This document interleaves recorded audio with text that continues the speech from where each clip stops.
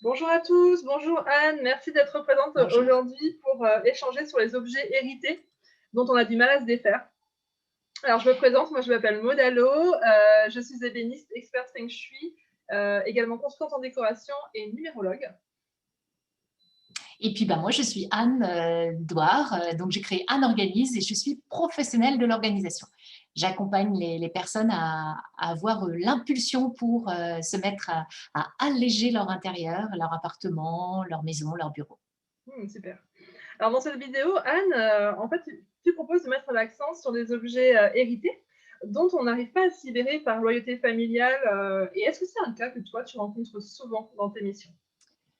Alors oui, c'est quelque chose que je rencontre fréquemment parce qu'en fait, les objets sont là depuis longtemps. On les a laissés parce qu'on ne savait pas quoi en faire.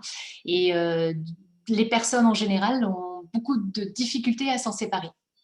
En feng shui, on a des symboles hein, par rapport aux greniers et aux caves. Je pourrais juste dire que chez mes clients, souvent, les greniers et les caves sont pleines d'objets, de cadeaux, d'héritage. Mmh. Donc quelque part, on les met là parce qu'on n'en veut plus vraiment dans son intérieur, mais on n'ose pas s'en défaire. Exactement, elles sont stockées et en fait, on ne sait pas, on remet la décision à plus tard Mmh. parce que, en fait, on n'est pas en capacité de se dire: «Mais qu'est-ce que je peux en faire, quoi? Est-ce que je peux le donner parce que je serais plus légitime?» D'accord, parce que d'un point de vue feng shui, effectivement, les objets hérités peuvent représenter un poids familial ou alors on Oui. a de la culpabilité, effectivement, à donner quelque chose qui a appartenu à ses ancêtres, qui parfois même a de la valeur, que ce soit sentimentale ou même financièrement. Mais on a besoin en même temps de s'en défaire pour avancer plus léger, parce que tu parlais de légèreté intérieure justement. Est-ce que toi, tu sens justement que dans le vécu de tes clients, avant ton intervention, il y a ces poids-là? Oui, il est très fort parce que, moi, mon travail, c'est, en fait, l'objectif, c'est de s'alléger. En tout Mmh. cas, de retrouver ses affaires plus facilement et autres. Et ces affaires-là, ces affaires qui sont stockées, qui sortent de l'héritage ou qui sortent des cadeaux et autres, ils sont, très présents et ils prennent la place des, objets usuels. Donc Mmh. mon but, c'est vraiment, de travailler avec, ces objets dont on a hérité, pour ensuite, se servir des objets du quotidien et dont on a envie. Parce que l'héritage, ce sont des objets qu'on n'a pas choisis. Mmh. Et est-ce que pour toi, il y a une notion de deuil à faire qui est associée ou c'est plus, comme tu l'expliquais, de la culpabilité ou en fait qu'on n'est pas choisi mais qu'on les garde par légitimité pour reprendre tes termes? Ouais, alors c'est compliqué cette histoire de deuil parce que je suis pas psychologue et je peux pas, Mmh, aller plus loin. bien Mais sûr. en tout cas, je pense qu'en effet, nous les professionnels, on aide à prendre cette décision. Mmh. Parce que, il y a personne ou il y a en tout cas nos ancêtres nous ont pas dit: «Mais si, tu es obligé de le garder». C'est juste nous qui nous disons: «Ah non, non, mais je me dois de le garder parce qu'on me l'a donné en héritage». Non, si l'objet ne fait pas plaisir, si ça encombre, eh bien, il faut s'en débarrasser. Mais Mmh. par contre, oui, il faut faire tout un travail pour se dire, par exemple, je pense notamment aux photos. Les photos, Mmh. pour moi, ça n'est pas, c'est différent. Ça fait partie de notre histoire, c'est le passé. Donc là, on ne peut pas s'en débarrasser comme ça. En tout cas, on les trie et on garde celles qui nous rappellent des bons souvenirs. Mmh. Par contre, un meuble qui va être placé là, dans le grenier ou dans la cave et dont on ne va pas se servir parce qu'il n'est pas pratique ou autre, eh ben, qu'il serve à quelqu'un d'autre. Et là, pour le Mmh. coup, c'est plus facile de s'en séparer. Mmh, je comprends tout à fait. Et alors du coup, tes clients, est-ce qu'ils ont ressenti une libération après cette défait de certains objets hérités? Est-ce qu'ils ont pu vraiment ressentir ce shift énergétique? J'ai l'impression. Franchement, souvent, quand je reviens à une séance, on me dit: «Oh là là, mais qu'est-ce que je me sens libre, je me sens, apaisée», parce que oui, ils ont pris la décision, pour laquelle, ils avaient repoussé depuis des années, en fait, Mmh. quelquefois. Parce que quelquefois, je vais chez des personnes, qui sont elles-mêmes en retraite et qui ont gardé des affaires dont les parents sont décédés depuis très longtemps ou des grands-parents. Mais ils ont laissé en état parce que dans leur vie active, ils ne s'y sont jamais intéressés parce que voilà, ils laissaient ça comme ça. Et pour autant, c'était un encombrement. Ils auraient pu se faire de la place pour ce que je disais tout à l'heure, c'est leurs propres objets à eux, de leur génération. Donc, quelque part, d'un point de vue feng shui, ce serait s'autoriser à vivre sa propre vie.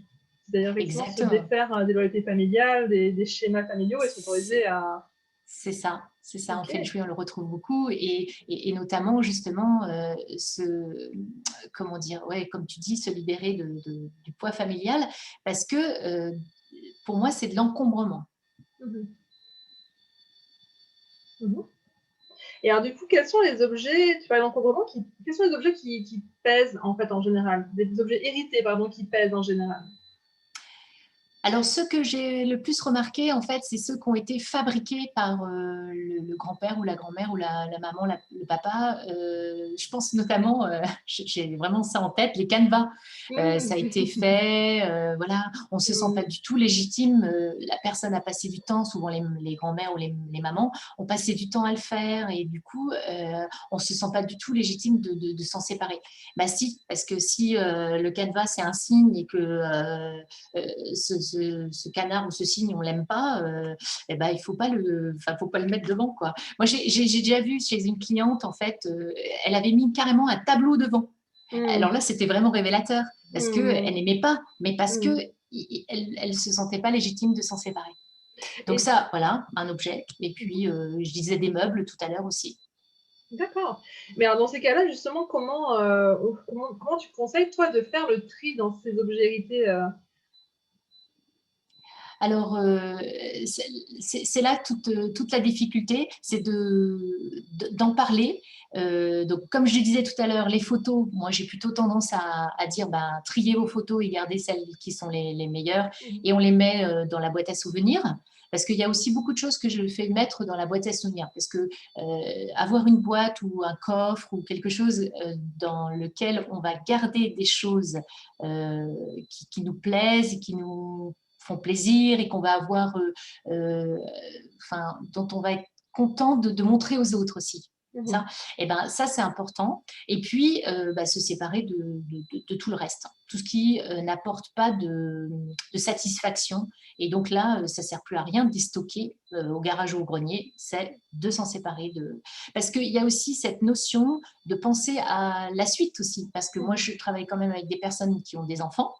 Et eux-mêmes ont été en difficulté de trier leurs affaires des parents, donc ils ne veulent pas continuer la même chose en fait. Et ils essayent de faire cet effort, de s'en séparer de leur vivant pour ne pas le laisser à leurs enfants. D'accord, donc c'est un des déclencheurs quelque part. Ils ont cette envie Aussi, ouais, d'alléger aussi la suite de c'est ça, la lignée quelque part, de les alléger de ce exactement. poids-là. C'est Mm. beau. Et à quel moment, toi, tu conseilles de faire appel à un professionnel pour se défaire en fait des objets hérités? À quel moment est-ce qu'on doit avoir ce déclic pour soi?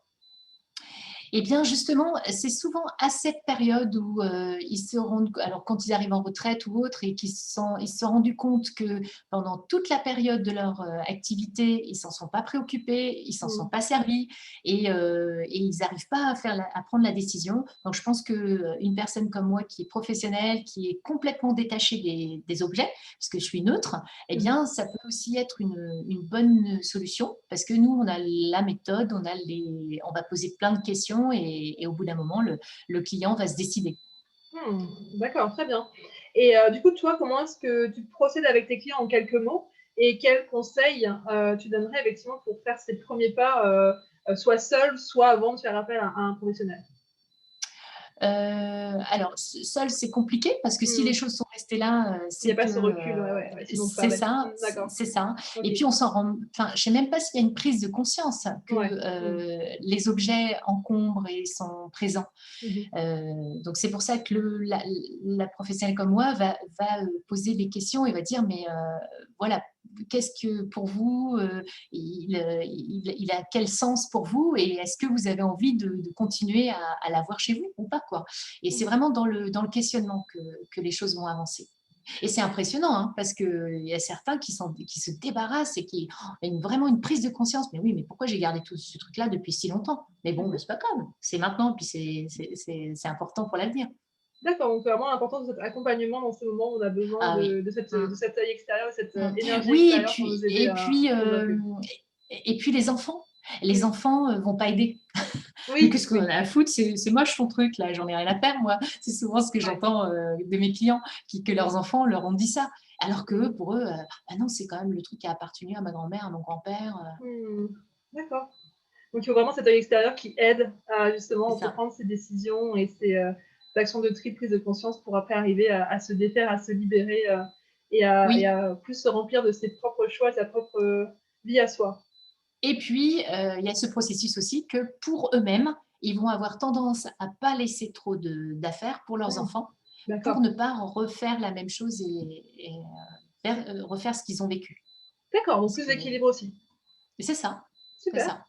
Mmh. Super, ben, merci beaucoup Anne pour, toutes ces informations et tous ces conseils par rapport aux objets hérités. Je pense que ça va parler à beaucoup de monde, donc du coup merci beaucoup pour tous ces conseils Anne. Je t'en prie, à À bientôt! bientôt, au revoir.